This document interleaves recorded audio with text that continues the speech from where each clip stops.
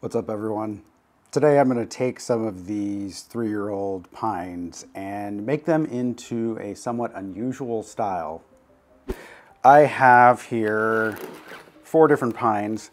This one I specifically grew to be a Bunjin style, and if you're not familiar with the term Bunjin, you can Google it, but it's basically sort of a tall and elegant looking tree, and there's a lot more that goes into it because it's a minimalist style, and that means that every aspect of the tree has to be really interesting in order for it to really be completely pulled off correctly. So this tree is the same age and been growing basically in the same operation as this, just using different techniques. So this is the type of tree that I use when I'm trying to create small compact trees like shohin size or smaller, and I'm maintaining these buds down here as well as these buds here at the 1 and 2 year nodes on this pine. So rather than work with this today, I'm going to set it aside and work with this guy as well as these two. And the reason for that is that whenever you are doing batches of trees, you're going to inevitably end up with some trees that are not well suited to the original idea that you had when you started a batch. And that means that you're going to have to come up with a different design. So I was looking through a Japanese book the other day and I saw a picture of a little pine tree, and I was intrigued and I thought to myself, I'm going to make a batch just like that. So here we go. All right, I've got myself set up here with a little tray to contain some of the mess, and the first thing I've done is to remove the top layer of soil to ensure that I can see where the nebari start. So this actually looks like it has a decent start to a nebari. As I look at it, maybe I'm going to cut off that root, but I can worry about that later at repotting time. So this would be the 1st year node, and then the 2nd year node is right here, and then it didn't grow very much in the 3rd year because it looks like in the 2nd year it was struggling a little bit. And normally the needles would not be this short unless you had candle cut it, and obviously this was not candle cut. So what I'm going to do is I'm going to remove some of these needles, and I am going to also thin down these buds at the top, because to make a bunjin, I don't want a lot of really super vigorous growth. And in fact, this center bud being the extension for the trunk might be an option to remove as well. Now, as I'm removing things here, I'm looking to see where there are buds. I'm not just willy-nilly going in here and removing all of the needles or all of the growth. So there's a nice bud right there. I'm going to keep that for sure. There's another little one right here. And the nice thing about slow growing pines is that the whorls, which would normally be created at a junction like this, don't swell up as much. And so this will create more of a whorl for sure than what we have right here from a year ago. And I'm not going to remove all of these needles because leaving needles allows the tree to potentially create more buds from those locations. So I'm just removing kind of a smattering of them all the way around and more near the existing budding, since I don't really need more buds right near where there already are buds.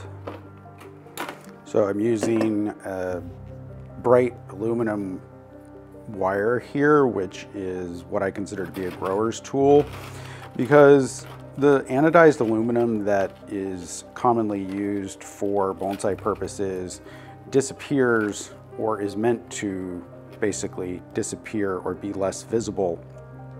But as a grower, I actually want the exact opposite of that. I want to be reminded that there is wire on a tree. And so I use this bright aluminum to help me remember that when trees are wired, and potentially scare off any birds that are up to no good. If you want to pick up some bright aluminum wire, you can do that on Bonsaify.com. We recently listed it as available. They're 400-gram rolls, available in a variety of sizes.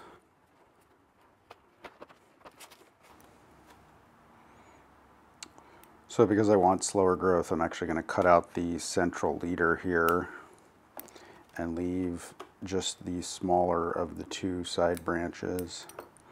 So you can kind of see that. So I've left this small bud and that bud. And then this will also encourage any small buds that are down lower to get going. All right, so here comes the fun part. So the key to this style, I think, is to have the trunk not have any straight sections, but also not have any really just sort of obviously bent with wire sections. So I'm going for subtle movement, and what I am going to do is I want for this batch, for this bit of fun that I'm having, I want to create a sharp bend up here, and I'm creating that sharp bend about halfway so that I can bring this part back down. I'm also doing some twisting while I do this.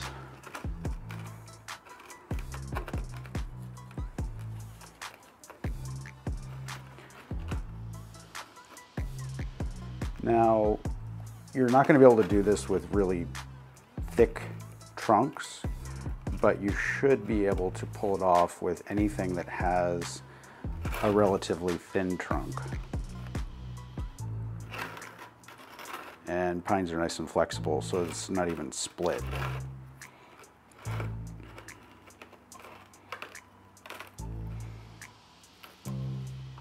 So I've got this nice bud right here, and then the two buds that I just thinned down to. I'm gonna give this a little bit more of a tweak to the side on this one. I'll do a couple more here.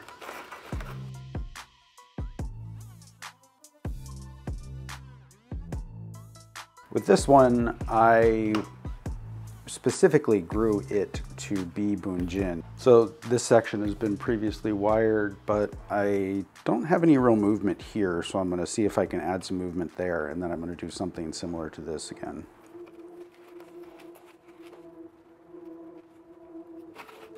Now, taking into account that actually this one ended up a little bit too high, I want that foliage to be back down closer to the base. So I need probably to kind of bend it from about here downward, but I want to add more movement in this section first.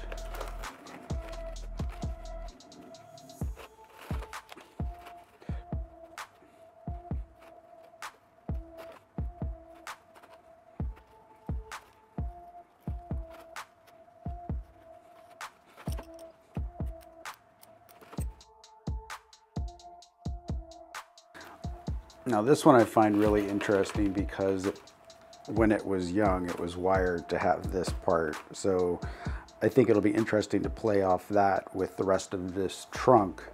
But first I need to take a look at the roots, because it looks like there's a wacky one here that it might need to just go ahead and cut off right now. All right, so I've started the wire here at the base to kind of coax the roots into kind of a cone shape, and then I've skipped over that tight bend that's right here in terms of wiring. I'm just going to leave that alone and concentrate on bending the sections that are up here.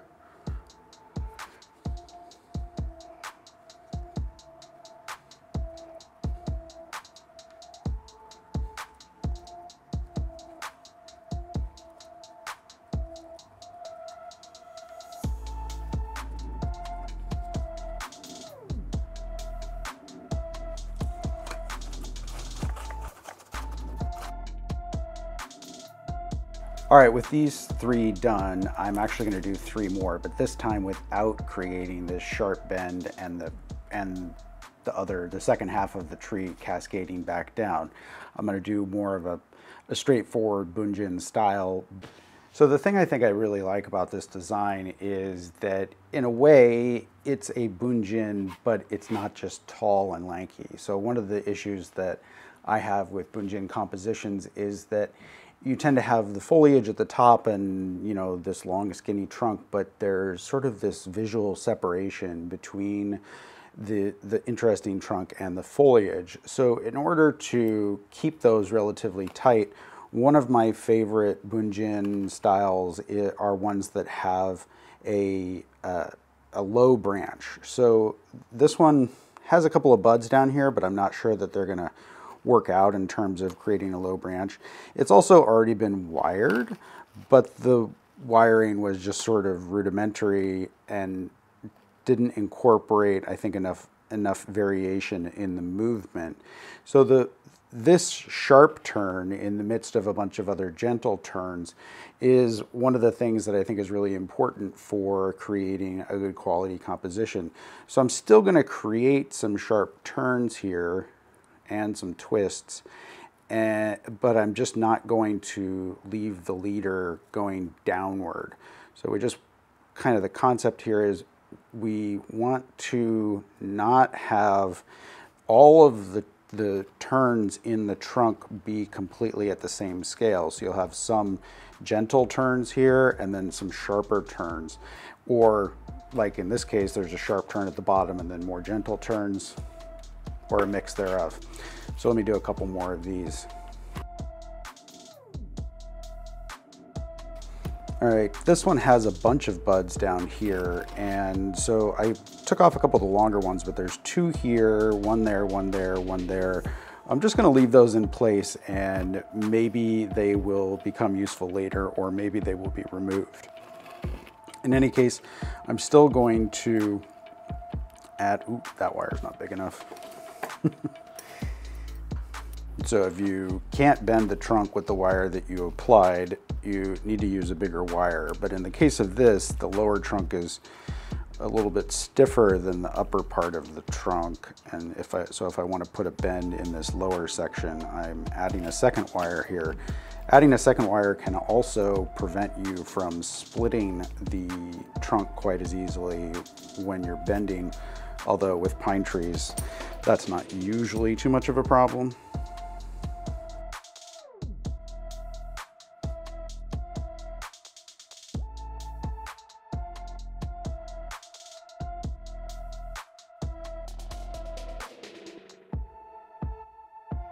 If you have a tree like this, but you actually want to create a larger composition than the trunk that you have, one of the interesting ways to add movement to trees is to take the buds, like the dominant bud at the top of a young tree, and either point it down or point it sideways. And that bud is going to create a curve then to head back up. So you can start a turn by using the wire, but then leave the bud in a position where it will naturally tend back upward and finish the turn that you started with the wire. So just like regular proportioned trees, you can make Bunjin either informal upright or slant style or cascade or semi-cascade. Each time you do it, it'll be a little bit different, and it makes for sort of a different exercise in creating bonsai. And I can't say that Bunjin, especially the taller sort of slant style or informal upright like this, are my favorite style, but I do like to play around with them, and I know that a lot of you guys like Bunjin style. The one thing I would say, wrapping this up, is that Bunjin, kind of like mame, is a minimalist style, and so you don't want to allow any of your branches to get really long, and you want to use as few branches as possible. And that means that the creation of the trunk, this early development work that I'm doing right now as we transition into middle development, is going to be important to not keep every single branch. So all of these buds that I left on this one are probably way too many, and next time I work on this, I'll probably just choose one of those to keep as a low branch, because I find that interesting for Bunjin. If you want to try your hand at creating some Bunjin, I will be listing a few trees from this batch on Bonsaify.com. You can check it out there. Thank you for watching, and we'll see you next time.